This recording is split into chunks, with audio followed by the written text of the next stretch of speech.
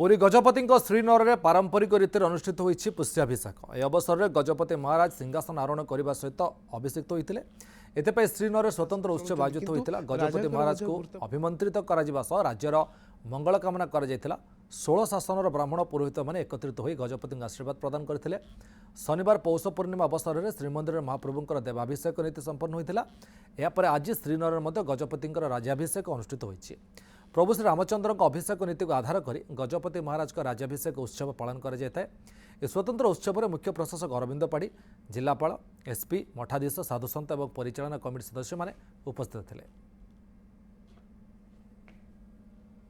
जो 16 शासन रही 16 शासन ब्राह्मण महाजन माने आज ग्रामरू आपणकर श्रीफल बा नड़िया एवं ता सहित पैता सुवर्ण पैता, रौप्य पैता, ताम्र पैता विभिन्न प्रकार पैता धरिकी बा यज्ञोपवीत धरिकी आसती जहाकू आमे ग्रहण कलापर ताहा गजपति मस्तक छुआ जाए एवं गजपति महान परंपरा अनुजाई जहाँ ब्राह्मण मानू सम्मान एवं भक्ति करिथांती से अनुजाई आज समस्त 16 शासन ब्राह्मण माने पदरज मध्य प्रदान करती जार पादधूली को आज गजपति मस्तक धारण करती एवं ता सहित अक्षतरे गजपति को मध्य आशीर्वाद करती एवं ता सहित आज समस्ते निजर निजर आशीर्वाद सारी पुणी गोटे वर्ष पाई कल्याण करी गजपति को निज ग्राम को प्रस्थान करता।